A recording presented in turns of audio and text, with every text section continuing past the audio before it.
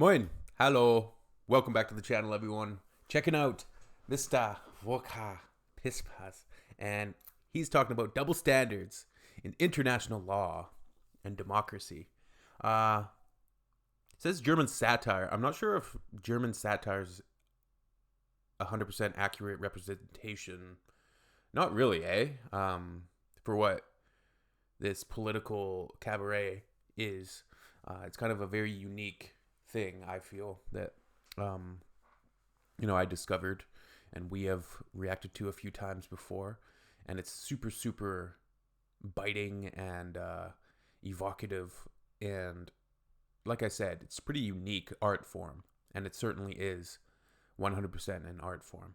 So let's see what Volker has to say about international law and democracy. And we do have some English subtitles. As always, we don't know how accurate they will be, but we will do our best. I'm Canadian, coming to you from Vancouver Island. I'm also a rapper and producer of music. You can find me on Spotify, Apple Music, and all of that good stuff. All right, let's get to this. In diesen Zeiten lernen wir sehr viel über Demokratie im Allgemeinen.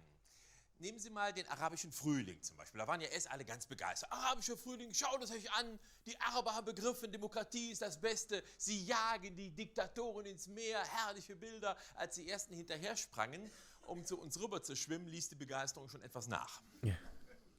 Ich meine, wir Deutsche sind die Ersten, die wissen, wie schön das ist, wenn Mauern fallen. Aber wir haben ja auch erlebt, wenn da alles über die Trümmer geklettert kommt.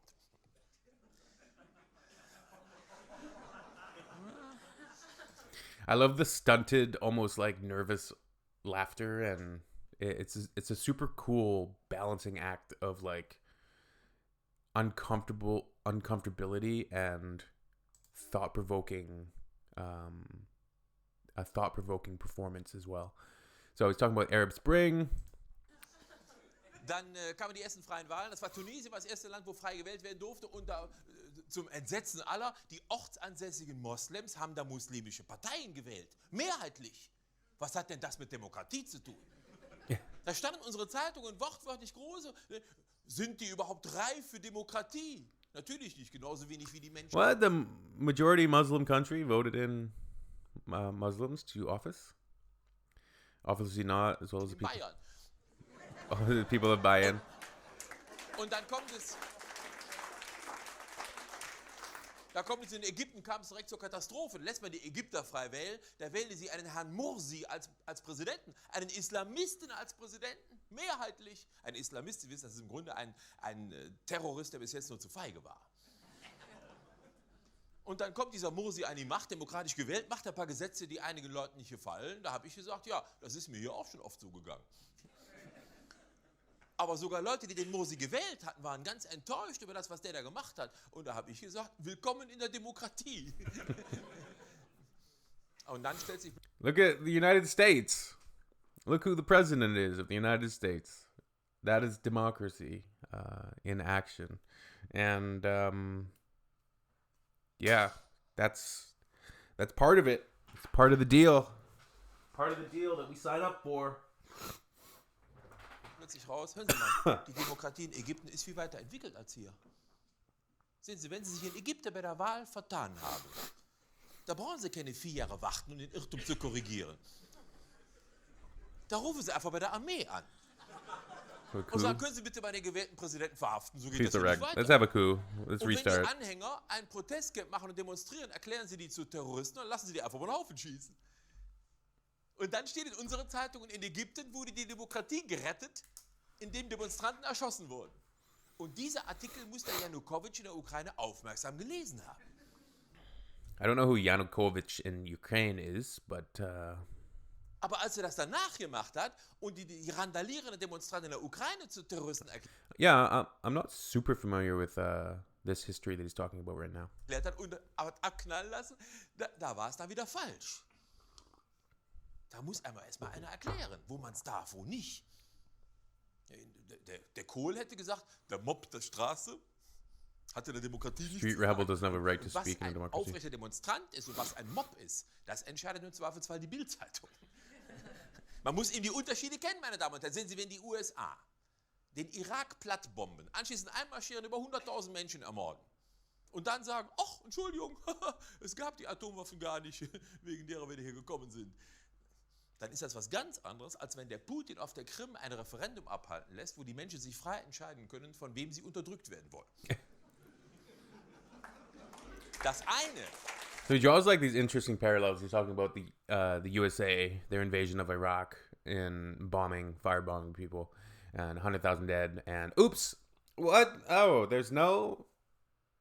It turns out there's no nuclear weapons. We're sorry. We're leaving now.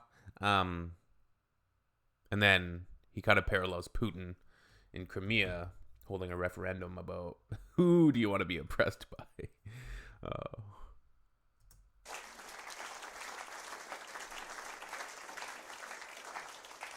Das eine ist eine eklatante Verletzung des Völkerrechts, das andere ist eine humanitäre Aktion zur Rettung des Weltfriedens. Man muss eben nur wissen, was ist. Und da haben die halt noch viel zu lernen in der Welt. Der Morsi hat es wirklich übertrieben, muss man auch mal offen sein. Der Morsi, der steht jetzt vor Gericht, der ist angeklagt wegen Aufruf zu Mord. And that's the thing with the United States, their imperialism, and they're having their hands in a lot of elections around the world, from the Middle East, and not to mention coups and just the CIA being involved with the democratic processes, or just the processes of so many other countries, including South America, Middle East.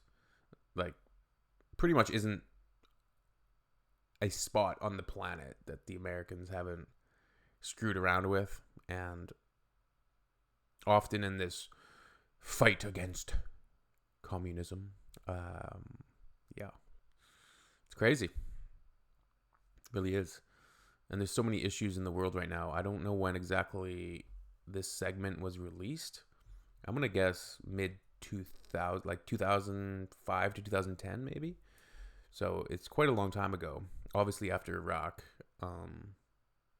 Probably like 2008, 2007, I'm not sure. Geht nur wirklich nicht. Das wird der Obama auch nie machen, sowas. Obama's der president. Obama wird doch nicht zum Mord aufrufen, der befiehlt den. Aber der ruft doch nicht dazu auf. Der ist der Oberbefehlshaber. Der Obama hat weltweit 3.000 Menschen. Yeah, so I was about to say that. Like, Obama was also droning people, killing entire families and stuff, and like nobody ever bats an eye. Mit seinem Drohnenprogramm über den Haufen schießen lassen. Er hat sie vorher zu Terroristen erklärt, ist klar. Alles korrekt, also. Aber die USA arbeiten da eine Liste ab. Ist Ihnen schon bekannt, oder? Das ist eine offizielle Liste. Da stehen die Namen von Menschen drauf, von Obama abgesegnet. Die Welt wird über den Haufen geschossen werden dürfen. Ohne Anklage, ohne Rechtfertigungsmöglichkeit, nicht mal kurzer Prozess. Und wenn sie dumm daneben stehen, dann sind sie ein Kollateralschaden. Was haben sie auch so schlechten Umgang? Sie können die Liste ja einsehen.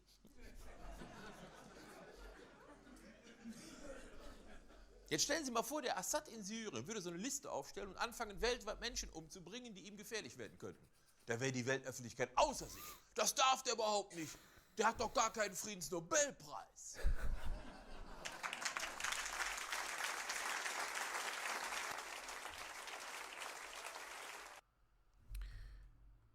So I think he's, in general, Ist Ihnen schon bekannt, oder? talking about the hypocrisy, the double standards and hypocrisy in international law and democracy around the world.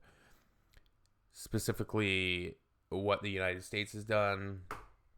Heck, pretty much all the Western countries have been in it, and they often will justify it in ways that they are somehow preserving democracy, all the while often interfering in a democratic process or whatever it might be. They're exerting their influence to try to get the result that they wish in other countries, which is, it's not really right.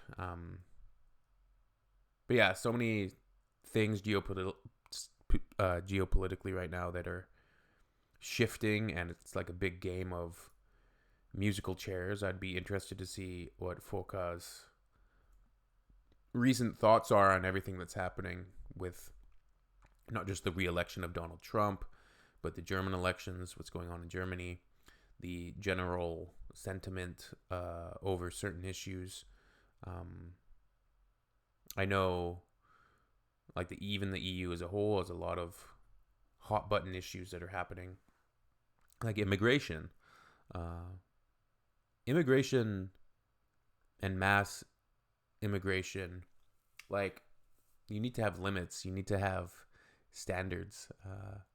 You can't just allow the floodgates to open completely, or else everybody suffers. So there's so many hard bridges that are going to need to be crossed with cooperation and a thoughtful approach. So I think Volker Pispers does his best when he really makes you think and presents these things in such ways that you might not have thought of before.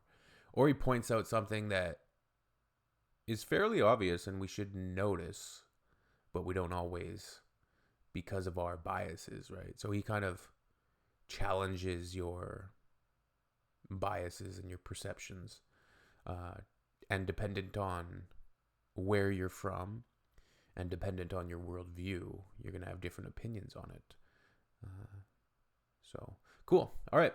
See you on the next one. Have a wonderful day. Tschüss. Auf Wiedersehen.